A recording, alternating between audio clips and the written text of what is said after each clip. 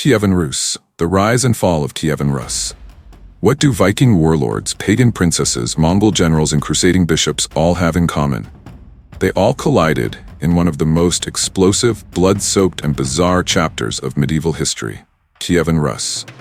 From the icy fjords of Scandinavia to the scorched cathedrals of Kiev, this is the story of how a loose band of Norse adventurers carved out a mighty empire, only to watch it crumble under the hooves of the Mongol horde. But how did a 12-year-old boy prince hold off the greatest cavalry force in history? Why did a saintly queen barbecue her enemies alive? What made Alexander Nevsky choose Mongol overlords over German crusaders? And most importantly, what does it mean when the chronicles say warriors fell dead on the grass in the middle of a frozen lake? This isn't just history. It's a cinematic epic of betrayal, vengeance, faith, fire, and frozen warfare. So grab your sword, tighten your belt, and prepare to plunge into the saga of Kievan Rus and the Battle of the Dnieper, from Oleg's grand entrance to Nevsky's icy triumph. And hey, before we dive into the chaos, don't forget to subscribe, follow, and click that notification bell so you never miss another episode of Medieval Madness. Trust me, you won't want to miss what's coming next. For millennia, the Ponto-Caspian steppe was the stage for a nomadic opera. Scythians and Sarmatians galloped across the grasslands, sipping horse milk, puffing psychoactive herbs, and occasionally claiming descent from Hercules and a snake lady. These Iranian horse lords ruled the rivers, the Don, Dnieper, and Volga, with style and steel. But even legends grow old. Centuries of war with Goths, Romans, and Huns left the steppe's old guard weakened. Into this vacuum stepped the Slavs, mysterious, forest-dwelling folk who worshipped thunder gods, built wooden fortresses, and treated guests like royalty, unless you were a Khazar tax collector. Meanwhile, up in Scandinavia, the Vikings were running out of farmland and patience. The Danes went west to terrorize England and France. The Swedes, however, looked east and saw opportunity. With dragon-headed longboats and a thirst for silver, they sailed down the rivers of Eastern Europe, trading furs for coins and occasionally raiding anything that looked remotely undefended. These Norse adventurers, called Varangians or Rus by the Slavs, weren't just pirates. They were entrepreneurs with axes. They traded with the Khazars, Bulgars, and even reached Constantinople, which they called Miklagard, the Great City. And in 860, they decided to test its defenses. With Emperor Michael III off fighting the Abbasids and the Byzantine fleet tagging along, Constantinople was left with a skeleton crew. Enter Askold and Dir, Varangian warlords with a fleet of 200 to 360 ships and around 8,000 men. They sailed into the Bosphorus like they owned the place, pillaged the suburbs, raided the prince's islands, and terrified the city's residents. The Patriarch Photius, lacking soldiers, turned to divine Wi-Fi, prayers to the Virgin Mary. According to one version, a storm miraculously scattered the Rus fleet. According to another, Askold and Dir simply left with their loot, satisfied and sunburned. Either way, the Byzantines got the message. These Norsemen weren't going anywhere. In 882, a Varangian prince named Oleg of Novgorod decided it was time to upgrade.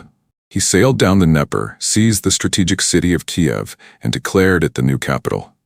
Why Kiev? Because it sat smack in the middle of the trade route from the Varangians to the Greeks. A river highway connecting Scandinavia to Constantinople. Oleg united the Eastern Slavs under his rule, kicked out Askold and Dir with extreme prejudice, and laid the foundation for Kievan Rus, a state that would dominate Eastern Europe for centuries. He even nailed a shield to the gates of Constantinople in 907, just to say, "Remember me?" Fast forward to the reign of Sviatoslav I, R 943 to 972, Oleg's spiritual successor and the ultimate warrior prince. Sviatoslav didn't care for palaces or robes. He preferred sleeping on the ground, eating raw meat, and leading his troops into battle shirtless. Think Conan the Barbarian, but with better logistics. His greatest campaign? The war against the Khazars. These powerful steppe rulers had taxed Slavic tribes for centuries. Sviatoslav no more, marched east and crushed the Khazar Khaganate between 965 to 969. He then turned his attention to the Balkans, where he got a bit too ambitious and was eventually defeated by Byzantine Emperor John Simoisius. Still, his victories against the Khazars marked a turning point. The steppe was now open for Slavic expansion, and Kievan Rus stood tall as a rising power. While there's no single Battle of the Dnieper in the traditional sense, the river itself was the lifeblood of Kievan Rus. It was the highway of conquest, commerce, and culture. From Oleg's seizure of Kiev to Sviatoslav's campaigns, the Dnieper was the artery through which the Rus pulsed. It was here that Slavs, Norsemen, Khazars, and Byzantines clashed, traded, and transformed. It was the battlefield, the marketplace, and the sacred path to Miklagard. Let's start with the linguistics, because even the words tell a story. The term Rus likely comes from Old Norse roots, rods meaning the people who row, and Rus meaning pledged companions. So yes, the founders of Russia were basically a rowing club with commitment issues. When the Norse first arrived in Eastern Europe, they weren't exactly bringing flowers and friendship. They raided Slavic villages, demanded tribute, and took slaves to trade in southern markets. It was less, hello neighbor, and more, nice village, shame if someone pillaged it. Within a few decades, these Scandinavian adventurers dominated not only the Slavs, but also the Finns and Balts. They were like the HOA of the steppe, uninvited, but suddenly in charge. Most of what we know about this era comes from the primary chronicle, written in 1113 by a monk named Nestor. Now Nestor was many things. Pious, poetic, and possibly prone to exaggeration. Modern historians treat his work like your uncle's fishing stories, valuable but take the size of the army with a grain of salt. According to Nestor, the Slavs, Finns, and Balts eventually got tired of their Scandinavian overlords and revolted, driving them back across the sea. But without the Norse, things got messy. Tribes fought each other like it was a family reunion gone wrong. So what did they do? They sent a diplomatic "you-up" message across the sea to the Varangians, saying, "Our land is rich and vast, but we have no order. Come rule us, bring snacks." Enter Rurik, a Norse prince who probably thought, why not? Free land, decent rivers, and no HOA. In 862, he settled in Novgorod, a Slavic stronghold on the Volkhov River. He brought laws, stability, and a whole lot of Viking swagger. For 17 years, Rurik ruled wisely, turning Novgorod into a bustling trade hub.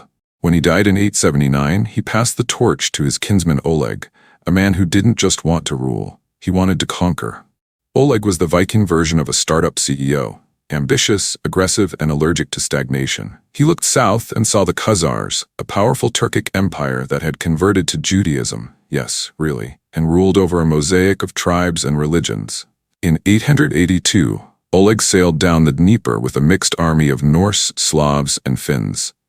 He seized Smolensk and Lyubech like he was collecting monopoly properties, then arrived at Kiev, a fertile strategic city ruled by fellow Norse warlords Askold and Deer. Oleg confronted them with the medieval equivalent of, "You're not even royalty," and promptly had them killed. He declared Kiev his capital and began uniting the Eastern Slavs under his rule. By 885, Oleg had built a tributary empire, Kievan Rus. It was a patchwork of autonomous tribes, all paying tribute to the Grand Prince in Kiev. The Rurikid dynasty was born, and Russia had its name. The early Kievan Rus was a cultural buffet. The ruling elite were mostly Scandinavian, but warriors from any background could join the Druzhina, the prince's elite retinue. The majority of the population were Eastern Slavs, speaking Old East Slavic, the ancestor of Russian, Ukrainian, and Belarusian. Religion? A glorious mess. Pagan Slavs worshipped Perun, the thunder god, and Volus, the underworld deity. The Norse elite still honored Odin, Thor, and Loki. And then there were the Khazar converts to Judaism, Byzantine Christians, and Turkic shamans. One of the most jaw-dropping accounts comes from Ibn Fadlan, an Arab traveler who witnessed a Viking funeral on the Volga. A chieftain was laid in his longship with a slave girl who volunteered to be sacrificed. The boat was set ablaze, sending them both to Valhalla in a fiery blaze of glory. It was part funeral, part horror movie, part Norse Netflix special. Oleg wasn't done. He wanted Miklagard, Constantinople. In 907, he led an army of 2,000 ships, or 100 to 200, depending on which chronicle you trust, and possibly 80,000 men, or 8,000 if you prefer realism. The Byzantines had locked the Golden Horn with a massive chain. Oleg's response? Attach wheels to his ships and roll them overland toward the city. Yes, he turned his navy into a land army with carpentry and sheer Viking audacity. The Byzantines, baffled and terrified, agreed to a trade treaty. Oleg nailed his shield to the city gates and sailed home victorious. After rolling his ships on wheels toward Constantinople, like a Viking version of a siege circus, Oleg had the Byzantines sweating in their silk robes. Desperate to avoid a full-blown invasion, they offered tribute to make the scary Norsemen go away. Oleg, ever the cautious negotiator, refused their wine, fearing it was laced with poison. The Byzantines, offended by the snub, probably muttered, "Fine, more for us," but eventually agreed to his terms, 12 gold pieces per Rus soldier, annually. That's right, Oleg turned a raid into a pension plan. The treaty was signed, trade concessions were granted, and the Rus ambassadors, men with names like Farulf, Hrolaf, and Stamir, swore upon Slavic gods, proving that Norse and Slavic customs were already blending like mead and mushroom stew. Oleg returned home in triumph, and in 912 he died, leaving the realm to Igor, son of Rurik. Igor inherited a realm, a legacy, and a whole lot of trouble. The Drevlians, a notoriously rebellious Slavic tribe, refused to pay tribute. Igor, channeling his inner Viking, crushed them in battle and imposed an even harsher tax. Peace returned, for a while. But Igor, like every Rurikid prince before him, had dreams of Byzantine gold and personal glory. In 941, he launched another campaign against Constantinople, claiming the Byzantines had stopped paying tribute. Some Khazar sources say the attack was part of a deal after a Khazar victory over the Rus, but historians still argue about that over lukewarm coffee. Russian chronicles claim Igor had 10,000 ships. That's 400,000 men, basically the population of medieval Europe in boats. More realistic sources suggest 1,000 ships and 10,000 warriors. Still impressive, still terrifying. Igor's fleet sailed from Kiev, joined by reinforcements from Tavrida, eastern Crimea, and reached Constantinople in June. But this time, the Byzantines were ready. Emperor Romanus I, warned by allies in Kherson in Bulgaria, ordered repairs on 15 old dromons, Byzantine warships armed with siphons that spewed Greek fire. Think medieval flamethrowers powered by napalm and nightmares. Igor, seeing only 15 ships, scoffed and ordered his fleet to advance. Theophanes, the court chamberlain, waited until the Rus were close, then unleashed the fire. Chaos erupted. Ships burned. Warriors dove into the sea, only to drown under the weight of their armor. It was a maritime massacre. The Tavrok Rus fleet, stuck in shallow waters, escaped the inferno but were later hunted down. Captured Rus soldiers were publicly beheaded. Igor's remaining forces landed on the European side, pillaged a village, then retreated to Crimea. Meanwhile, the Tavrok Rus looted their way through Nicomedia and Paphlagonia until Byzantine general John Kirkus pushed them back. By September, starving and desperate, they tried to flee, only to be met again by Greek fire. Most were destroyed. This would be the last Kievan Rus attack on Constantinople. Igor returned home, bruised but unbowed, and began mustering an even larger army. In 944, he prepared to attack again. Emperor Romanus I, not eager to repeat the fire festival, capitulated. He offered tribute and expanded trade concessions. The treaty was full of tariffs, customs laws, and merchant rights, proof that the Rus princes were not just warriors, but businessmen in chainmail. But Igor's Druzhina, his elite warrior retinue, was unhappy. They wanted more loot. "Come with us, prince," they said, "and you will gain, and so will we." Igor agreed and rode to the Drevlians, his least favorite neighbors. He had already collected tribute once that year, but returned for seconds. The Drevlians, fed up with Rurikid tax season, revolted.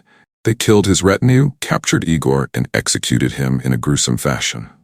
Some sources say he was torn apart by bent trees, others say it was worse. Enter Princess Olga. At just 25, she was a widow, a mother, and a woman with vengeance burning in her veins. The Drevlians, drunk on victory, sent envoys to propose marriage. "We killed your husband, but our prince is great. Marry him." Olga smiled sweetly and said yes.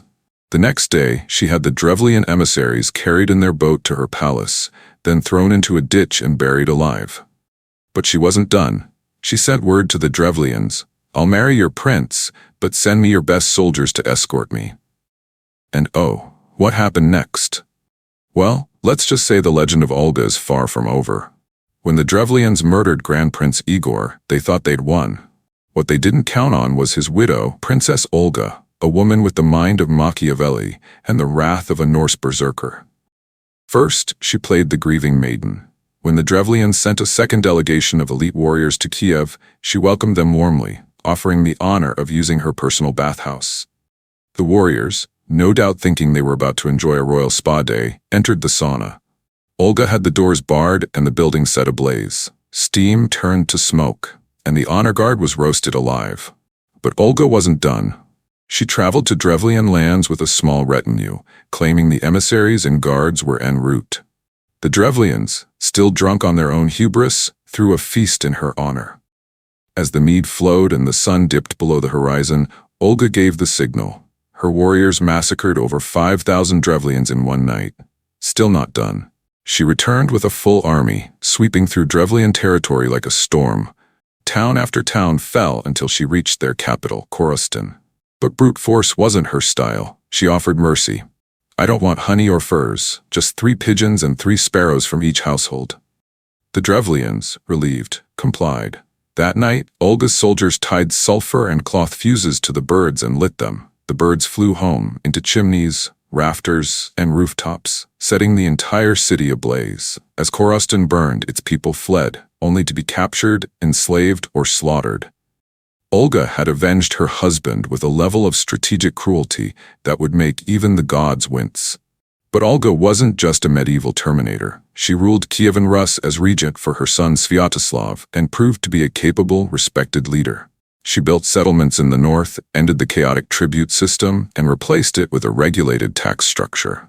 She cultivated trade relations, especially with Eastern Rome, and in 957 traveled to Constantinople to meet Emperor Constantine VI.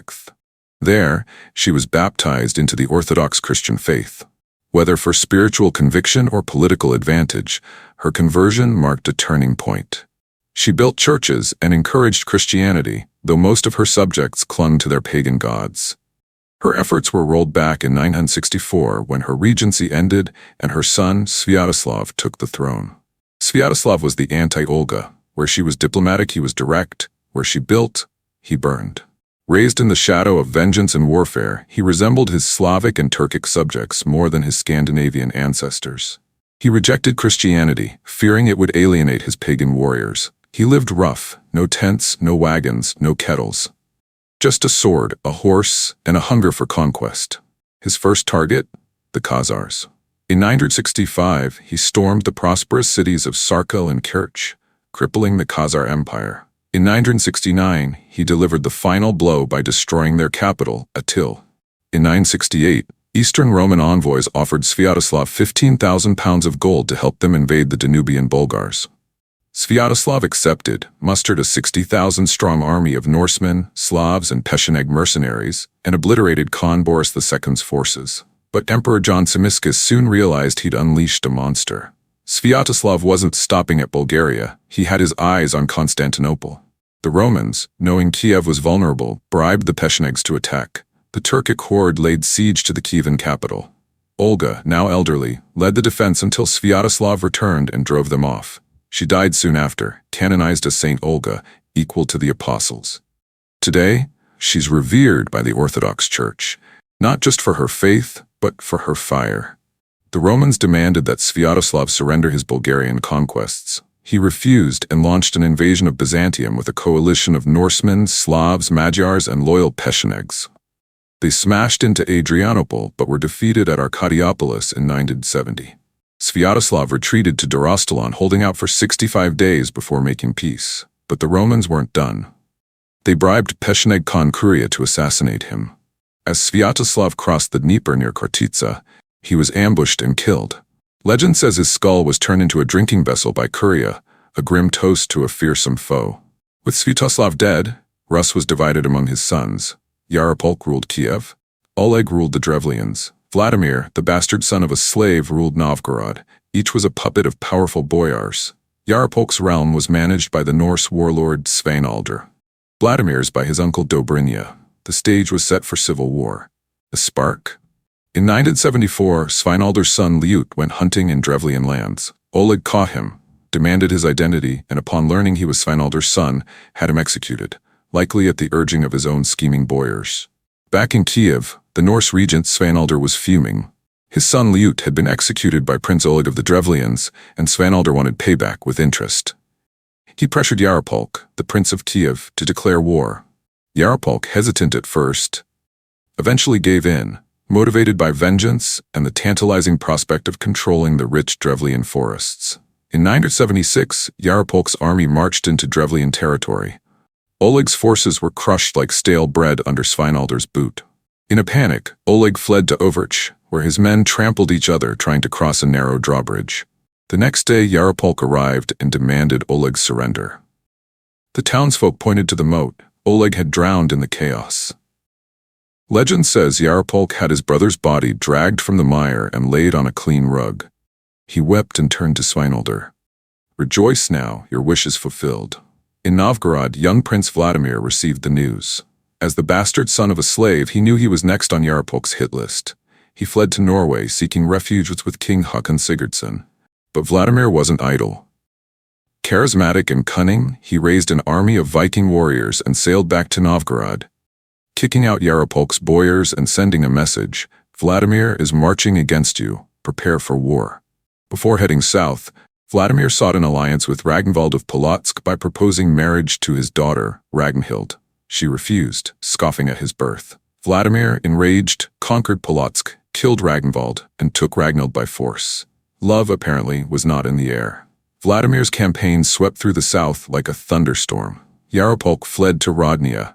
But on June 11, 978, he emerged to make peace. Instead, he was cut down by Vladimir's Norse soldiers. The interregnum was over. Vladimir entered Kiev as Grand Prince of Rus. To celebrate, he erected idols to Slavic, Norse, Finnic, and Iranian gods atop Kiev's hills. He feasted, fought, and indulged in the company of 5 wives and over 800 concubines. Human sacrifices were rumored. Whether fact or Christian propaganda, Vladimir's early reign was a whirlwind of pagan excess. Like his father, Vladimir was a warrior.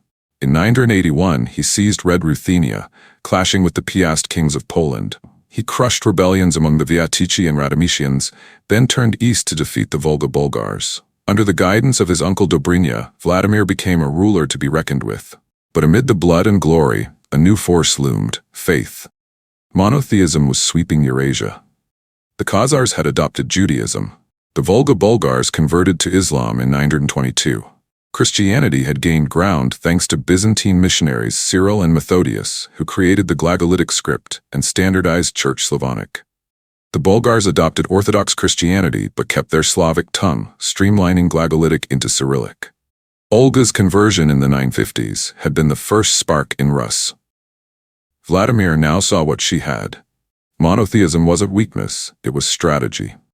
In 987, Vladimir sent envoys to evaluate the major faiths. Judaism was dismissed. Why follow a people exiled from their homeland? Islam was rejected for its ban on alcohol. Drinking is the joy of the Rus, Vladimir declared.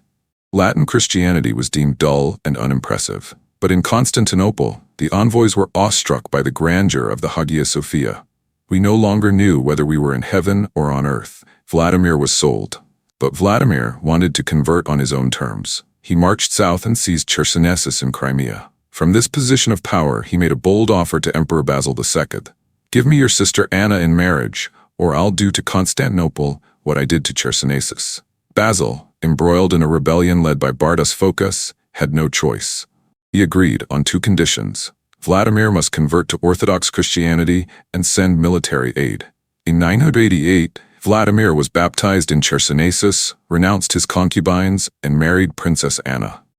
The pagan prince had become a Christian king. After his bold baptism and royal marriage to Princess Anna, Vladimir returned home a changed man, or at least a man with a new PR strategy. He handed Chersonesus back to the Greeks, proving he wasn't just a conqueror but a man of his word. Then, true to his promise, he sent 6,000 Norse warriors across the Bosphorus to help Emperor Basil II crush the rebellion of Bardas Phocas. The Byzantines were so impressed by these axe-swinging, shield-wall-forming northerners that they made Varangian mercenaries their imperial bodyguards. Thus began the legendary Varangian Guard, an elite force that would protect Eastern Roman emperors for centuries.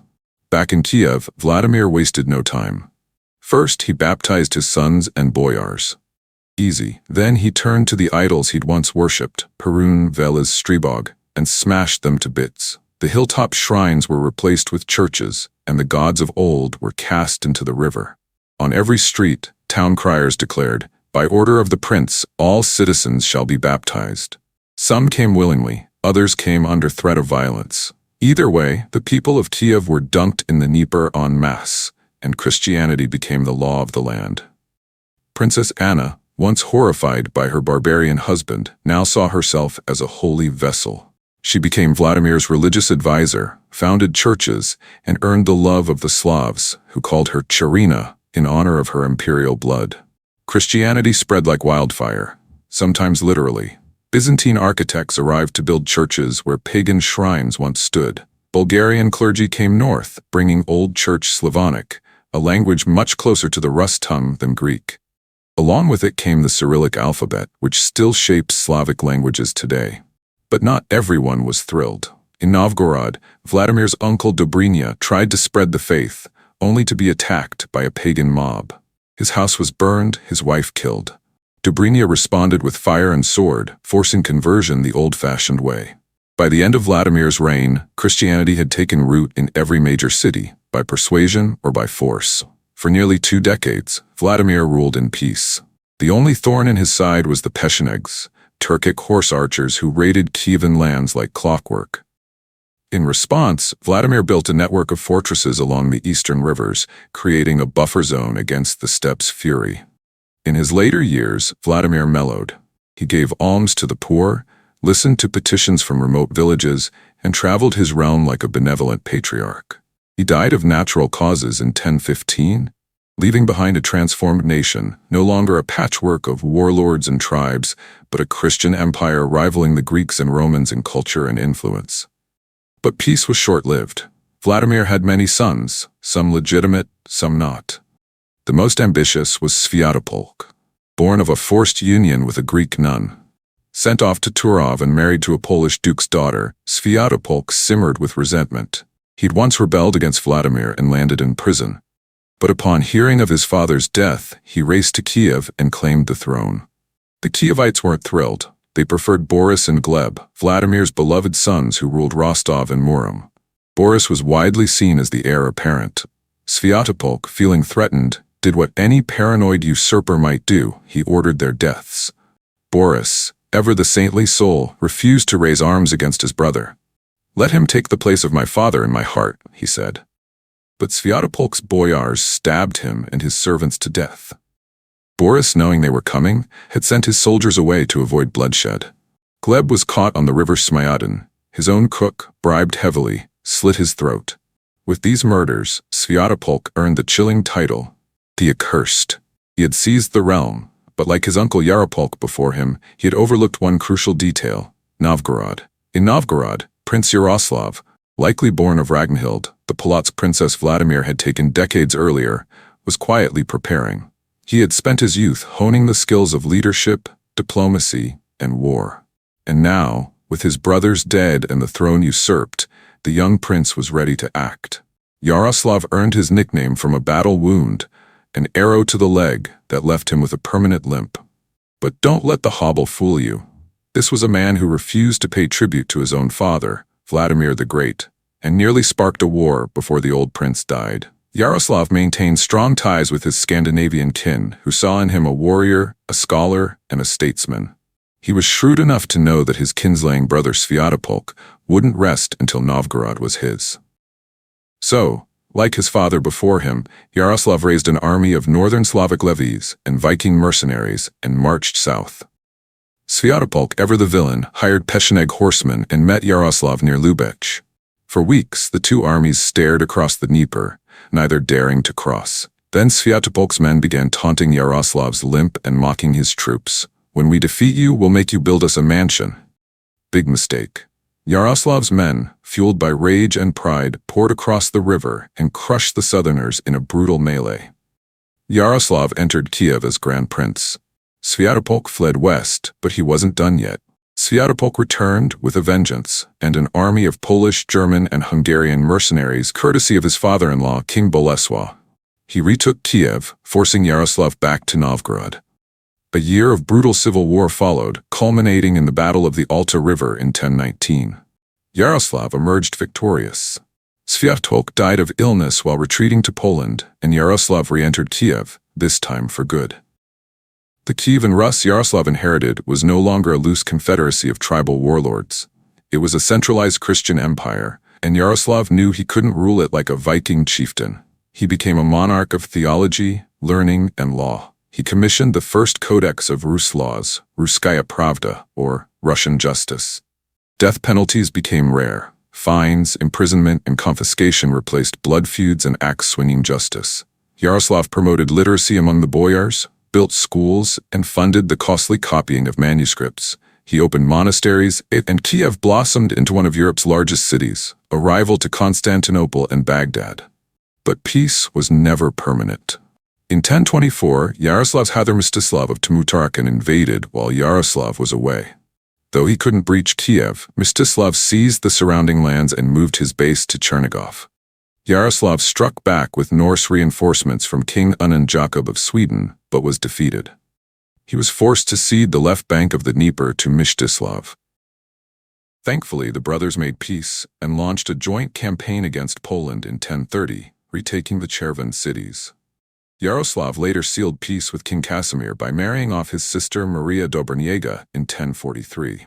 In 1036, Mstislav died on a hunting trip. Yaroslav reclaimed the entire Rus realm, but barely had time to celebrate. The Pechenegs, those perennial pests of the steppe, besieged Kiev once again. Yaroslav, in Novgorod at the time, rode south with an army of Novgorodians, Kievans, and Varangians. Outside the city walls, the two forces clashed in a grueling battle. The Pechenegs were crushed and routed. So decisive was the victory that the Pechenegs vanished from Rus history. To commemorate, Yaroslav built the crown jewel of Kiev, St. Sophia's Cathedral. Yaroslav didn't just conquer, he connected. He married his sister to the King of Poland.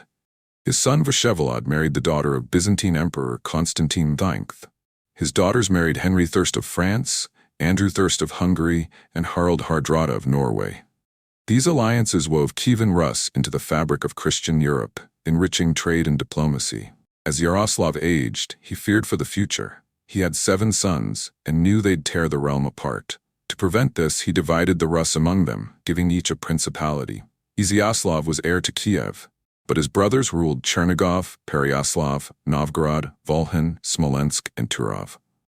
Yaroslav begged them to cooperate. In 1054 he died, and the golden age of Kievan Rus ended. Yaroslav had crushed the Pechenegs, but in doing so, left the steppe open. Into the vacuum rode the Cumans, fiercer, more numerous, and just as bellicose. The Rus called them Polovtsi from Pol, field. They called themselves Kipchaks, and their new homeland was Deshti Kipchak, the Kipchak steppe. The thundering hooves of history were back, and the sons of Yaroslav would soon face a storm unlike any before. By 1061, the Cumans, nomadic Turkic horse archers with a flair for chaos, had galloped into the Ponto-Caspian steppe like a whirlwind. By 1068, they decisively crushed the combined armies of Kiev, Chernigov, and Pereyaslav at the Alta River. The Rus, who had long relied on the Don, Volga, and Dnieper rivers for trade, now found their lifelines throttled. The aftermath? Rebellions, civil wars, and a popular uprising that sent Grand Prince Izyaslav packing to Poland. He returned with a Polish army, but in 1078 was killed by his own nephews. Classic Rurikid family drama. This time, the Rus had no Vladimir or Yaroslav to rally them. External forces conspired against them. In 1054, the Great Schism split Christendom in two. The Rus, siding with the Orthodox Patriarch of Constantinople, were now seen as heretics by the Latin West. Trade with Western Europe declined. Meanwhile, Byzantium, once the glittering ally of the Rus, was a shadow of its former self. In 1071, the Seljuk Turks smashed the Eastern Romans at Manzikert, triggering civil wars and territorial collapse. The Rus were isolated, fragmented, and vulnerable. As Kiev declined, regional centers like Vladimir Suzdal, Novgorod, and Halych Volhynia rose. The Rurikid princes, now more numerous than ever, began identifying with their local domains rather than the Rus state. The unity of the realm was unraveling. Only Vladimir Monomach, the last truly great prince of Rus, managed to stitch the realm back together. Briefly. In 1095, he rallied the princes and defeated the Cumans in two major battles in 1107 and 1111 and 1114. But his reign was the exception, not the rule. Monomach's son, Mstislav Vladimirovich, inherited the throne and promptly returned to the family tradition of endless warfare. Cumans, Estonians, Lithuanians, and rebellious Rurikid cousins kept him busy. By his death in 1132, the unity of Rus was dead in all but name. Fast forward to 1223. In the village of Zarub, Grand Prince Mstislav III of Kiev, more ceremonial than sovereign, sat surrounded by retainers. 10 Mongol envoys arrived, demanding the extradition of Cumans who had fled into Rus lands. Mstislav scoffed. "Who are these men to make demands of me?" he said before ordering their execution. His druzhina stepped forward and cut them down. It was a dark time for Rus. But it was about to get darker. Genghis Khan's empire had exploded across Asia. His generals, Subutai and Jibi, had already crushed the Cumans, who now fled westward into Rus territory. The Mongols warned the Rus not to interfere. Mstislav ignored them and sided with the Cumans. The Rus coalition, led by 3 Mstislavs of Kiev, Chernigov and Galicia and Prince Danilo of Volhynia, marched to confront the Mongols. On May 15, 1223, they gathered near the Dnieper, possibly on Khortytsia Island or the western bank. Estimates of their numbers vary wildly, from 8,000 to 80,000. The Mongols sent envoys again, stating they sought only the Cumans. The Rus killed them too, violating the sacred Mongol law of Yasa. Young Prince Danilo scouted the Mongol outposts and reported they were small and poorly equipped. The Rus decided to attack. Mstislav the Bold of Galicia crossed the river with the Cumans and overwhelmed the Mongol outpost. The commander, possibly Jebe disguised as Jemia Beg, fled but was later killed. Flush with victory, the Rus pursued the Mongols for 8 or 9 days. But they had no central command. Each prince acted independently. The Cumans and Galicians led the chase, followed by Chernigov, and finally the Kievan troops in the rear. The Mongols turned at the Kalka River, likely the Kalmius near modern Mariupol. Was it a retreat or a trap? Either way, the Rus were lured into unfavorable terrain.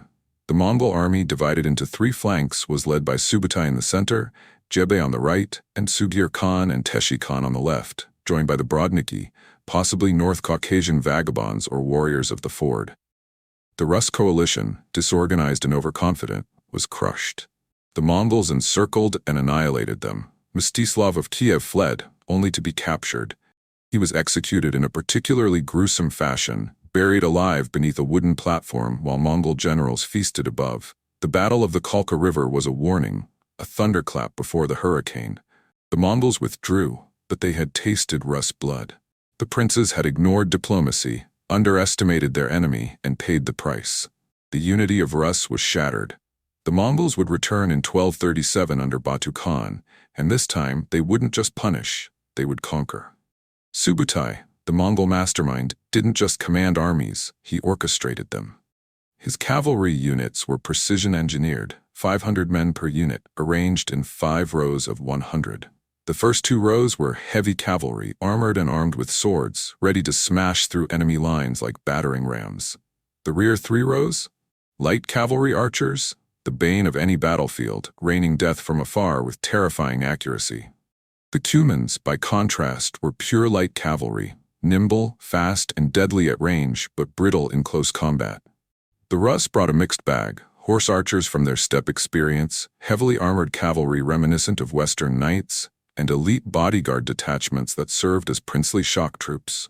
On the 31st of May 1223, the coalition of Rus princes and Cuman allies faced the Mongols at the Kalka River.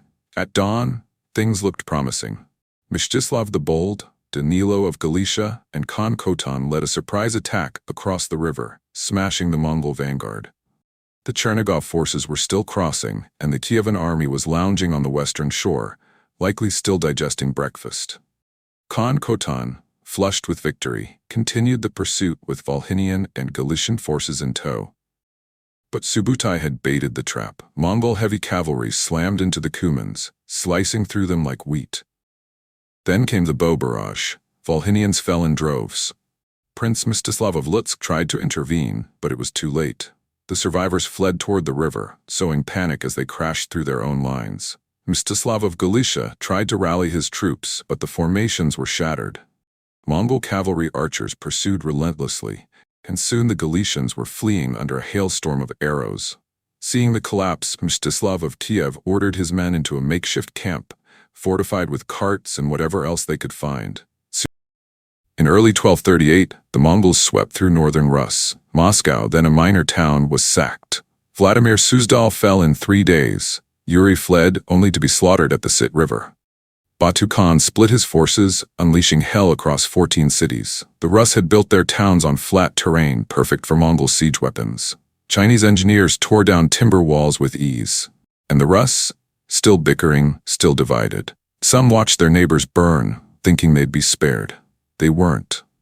The Rus began to see the Mongols not just as invaders, but as divine punishment. The Chronicle of Novgorod lamented, "God let the pagans on us for our sins.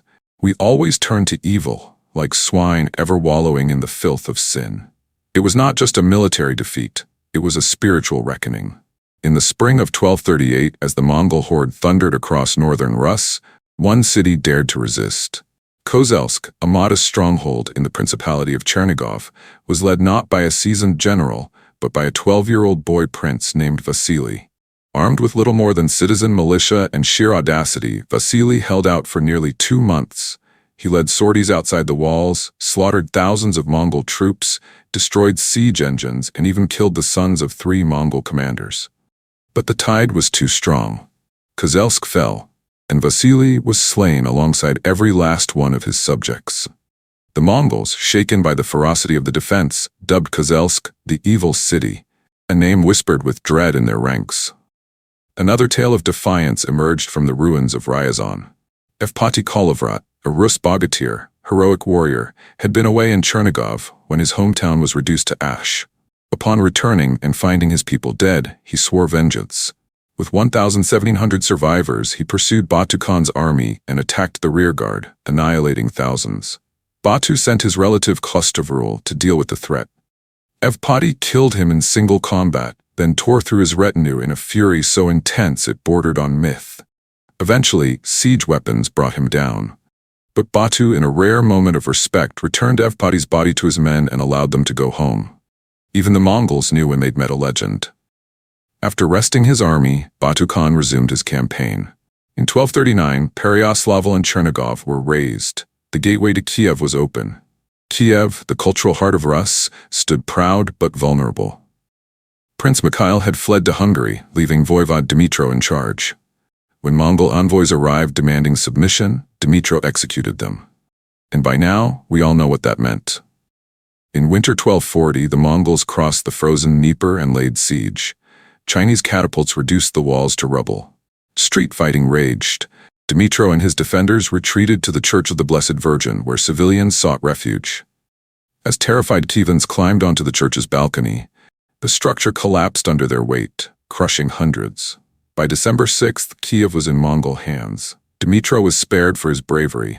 The rest were not. Of 50,000 residents, only 2,000 survived. The city was torched. Of 40 landmarks, only 6 remained. Kievan Rus, the empire of saints and scholars, was dead. The Mongol campaign left northern Rus devastated. The south, though less scorched, lost its crown jewel. Galicia-Volhynia resisted for a time, but by 1250 all of Rus was under Mongol domination. The cultural impact was seismic. It was the Eastern Slavic equivalent of Rome's fall to the Germanic tribes. Once a beacon of Christian civilization, Rus was now a land of ruins under the yoke of foreign warlords, seen not just as conquerors, but as divine punishment. Yet amid the wreckage, one city stood untouched: Novgorod. Founded by Rurik in 860, Novgorod had always been fiercely independent. When Kiev began to splinter, Novgorod rose as a dynamic republic. In 1136, the merchant lords and citizenry overthrew Prince Vsevolod of Pskov and established a veche, a public assembly of nobles, clergy, merchants, and commoners. Princes were elected and could be fired. It was democracy, medieval style. In 1220, a boy named Alexander was born to the Vsevolodovich dynasty. By 1236, his father sent him to Novgorod, where the council elected him prince at just 16. It was a baptism by fire. To the east, Batu Khan's horde loomed. To the west, Latin Christian powers, now crusading under the banner of Holy War, pressed into northern Europe. The Vikings had traded their gods for crosses, and now they came not as raiders but as crusaders. Alexander, barely old enough to shave, was tasked with defending Novgorod from both ends of the world. It all began with Sweden flexing its holy muscles. By 1216, the Pope had officially recognized Swedish suzerainty over Finland, giving them divine permission to convert the pagans, by sword, if necessary. This put Sweden on a collision course with Novgorod, whose merchants and princes had long held economic interests in Karelia. In the summer of 1240, a Swedish fleet led by Bishop Thomas of Finland sailed up the Gulf of Finland, aiming to seize Lake Ladoga and strike Novgorod. But Prince Alexander, just 19, rallied his družina and intercepted them at the Neva River. The Chronicle of Novgorod claims he routed the invaders decisively. Swedish sources are suspiciously silent, leading some scholars to suggest it was more of a border skirmish than a full-blown battle. But whatever the scale, Alexander earned his sobriquet, Nevsky. Victory, however, came at a cost. The boyars and merchants of Novgorod weren't thrilled. War jeopardized trade, and Alexander's heroics had scared off their best customers. So, in classic medieval fashion, they exiled their savior. Bad timing. Because the Swedes weren't the only Catholics with designs on Novgorod. To the south, the Baltic Rim was ablaze. The last pagan strongholds of Europe, Lithuanians, Latvians, Estonians, were under siege by German and Danish crusaders. By 1228, most of the Baltic shore was subdued, save for the Estonian coast, which became Danish. The region was renamed Terra Mariana, the land of the Virgin Mary. It was a colonial frontier, divided into bishoprics sworn to Rome but still crawling with pagan resistance. Two knightly orders emerged as apex predators, the Livonian Brothers of the Sword in Latvia, the Teutonic Order in Prussia. In 1236, the Livonian brothers launched an expedition into Lithuania. The Lithuanians, masters of swamp and forest warfare, ambushed and annihilated them. The survivors merged with the Teutonic Order, becoming the Livonian Order, a rebranded, rearmed crusading force. By 1240, they had reached Lake Peipus, now neighbors to Novgorod. Catholic and Orthodox spheres were colliding once again. Relations between Novgorod and the West soured. The Livonian Knights took Tartu in 1224, a city Novgorod considered its own. They pressured the boyars to convert to Latin Christianity, which was a non-starter for the Orthodox Slavs. In 1240, Pope Gregory XIII authorized a crusade against Novgorod, hoping the Republic was too distracted by Mongols to defend itself. That same year, the Livonian Knights stormed Koporie, built a stone castle, and made their intentions clear. Novgorod panicked. The Vetch begged Alexander Nevsky to return. He did, swiftly. By autumn 1241, Alexander struck back. He stormed Koporie's castle and captured it. In spring 1242, he joined forces with his brother Andrei and retook Pskov, Novgorod's sister city and breadbasket. The Teutonic Knights were distracted, fighting Mongols in Hungary. Nevsky's družina, elite warriors trained for rapid strikes, moved like shadows, taking towns before the Crusaders could react. It was warfare reminiscent of his ancestor Sviatoslav, the Snow Leopard. Flush with success, Nevsky launched a raid into Catholic Estonia. He split his forces into contingents to pillage the countryside. But he overextended. The Teutons and Estonian allies ambushed one Rus raiding party near Tartu, destroying it. Nevsky retreated carefully. Meanwhile, Bishop Herman of Dorpat assembled a second invasion force, knights, Danish soldiers, and Baltic auxiliaries. By spring, they were pursuing Nevsky northward. Nevsky chose his ground, Lake Peipus, or Chud. He waited for the Crusaders to arrive. Now a disclaimer, the sources disagree wildly. Numbers, terrain, formations, everything is debated. But here's the most popular account, especially in Russian historiography. On the 5th of April, 1242, Nevsky lured the heavily armored Livonian army onto the frozen lake. According to the Novgorod Chronicle and Karavaev's expedition, 1958-66, the battle occurred near Teplo Lake and Raven Rock, where the ice road to Pskov intersected with Novgorod. The Livonian rhymed chronicle, written 50 years later, says, "Many from both sides fell dead on the grass." No mention of ice. Historian Igor Kleinenberg suggests grass is metaphorical. Karavaev argues it refers to reeds in shallow water. The Laurentian Chronicle, written 130 years later, supports the ice theory. Here's where things get murky. Primary sources only mention casualties, not troop counts, so historians have been playing medieval guesswork for centuries. Big Russian Encyclopedia, 7,000 Livonian cavalry including 1,000 knights, plus Estonian and necked infantry. Sherbakov and Zeiss, just 700 to 750 Livonians versus 1,700 to 2,000 Russians. Razin, 10,000 to 12,000 Livonians versus 15,000 to 17,000 Novgorodians. Strokov and Kirpishnikov, a whopping 30,000 to 35,000 combined. David Nicole, British historian, 2,600 Livonians versus 5,000 Novgorodians. So, was it a skirmish or a full-scale clash? Depends on which historian you ask and how much coffee they've had. According to Russian historiography, the Livonian order used the boar snout tactic, a wedge formation with heavily armored knights in the vanguard and Estonian and necked infantry behind. Each row had 10 to 12 men with cavalry guarding the flanks. The goal? Smash through the center and cause chaos. Nevsky, ever the tactician, flipped the script. He placed archers in the vanguard, militia in the center, and cavalry on the flanks, unusual for the time. He himself waited in ambush with his elite bodyguard on the left flank. When the Livonian wedge hit the Novgorodian center, it held for 2 hours. Then Nevsky unleashed his flanks, an ambush squad, encircling the Crusaders and attacking their rear. The Livonians broke and fled, chased for 8 kilometers across the frozen lake. Livonian rhymed chronicle claims the Rus had a 60-to-1 advantage, a likely exaggeration, and that 20 brothers lay dead and 6 were captured. Laurentian Chronicle notes a Rus victory and many prisoners, but little else. Suzdal Chronicle mentions the 8-kilometer chase across the ice. I Novgorod Chronicle describes the Livonians driving themselves like a wedge into the Rus ranks, likely referencing the boar snout tactic.